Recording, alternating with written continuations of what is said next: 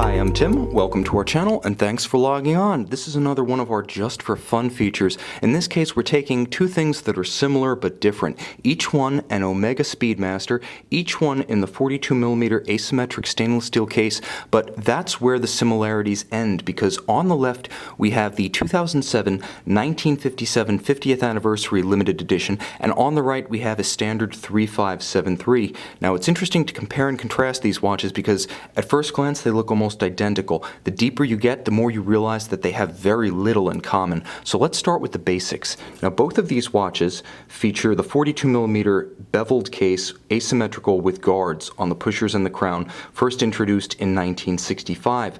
Again, that's where the similarities stop. Inboard of the tachymetric scales, you'll note that the 1957 a limited edition series, 50th anniversary, 1,957 pieces, actually has an enamel dial.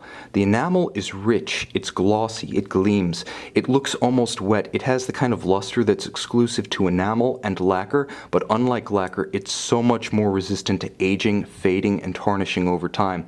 You'll also note that in comparison to the reference 3573 that I have in my right hand, the newer watch, or I should say the 2007 watch, features a vintage-style Omega logo, Omega print, Speedmaster signature, and, I'll add, it features individual series number for the watch, so it's series number within the 1957. Critically, you'll note that the Professional from the standard Moonwatch is not present.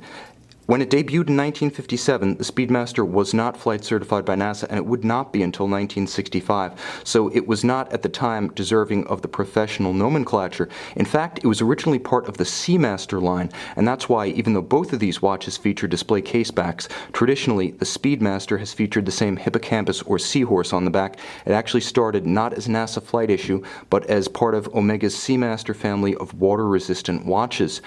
Now, there are more differences, but to unpack them, we have to go behind the scenes. The caseback of the 3573 features the classic LaMagna-based cam-actuated lateral clutch caliber 1863. 1861 is for solid casebacks. 1863 is more finely finished. It's more handsome. It doesn't feature, for instance, a synthetic Delrin chronograph brake, and everything is just to a higher standard aesthetically. 48-hour power reserve, 18 joules, 21,600 vibration per hour beat rate, and you'll notice a mobile stud index for fine adjustment of the movement. Manually wound, it has a 48-hour power reserve, and it's a variation of the caliber 861 that has been part of the NASA arsenal since 1969. It's also important to note that the watch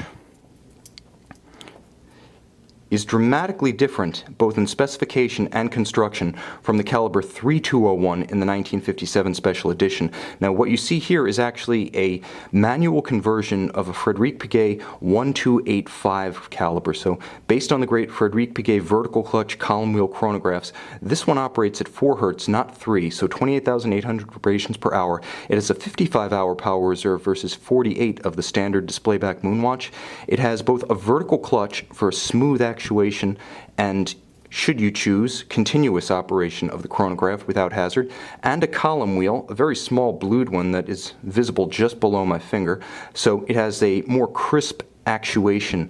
Under the finger, you can feel that tactilely it is just more satisfying. It's also more audible than the cam system on the Moonwatch.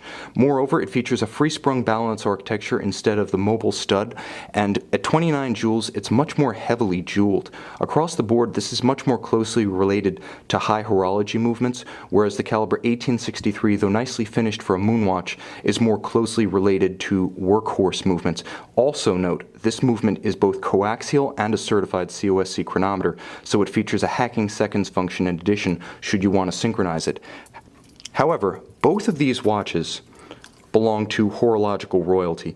Both of them are icons of Omega, both currently and historically. Each one of them is instantly recognizable as a Moonwatch. So although the 2007 50th Anniversary Special technically isn't a Professional and technically isn't a Moonwatch, it can play one on TV.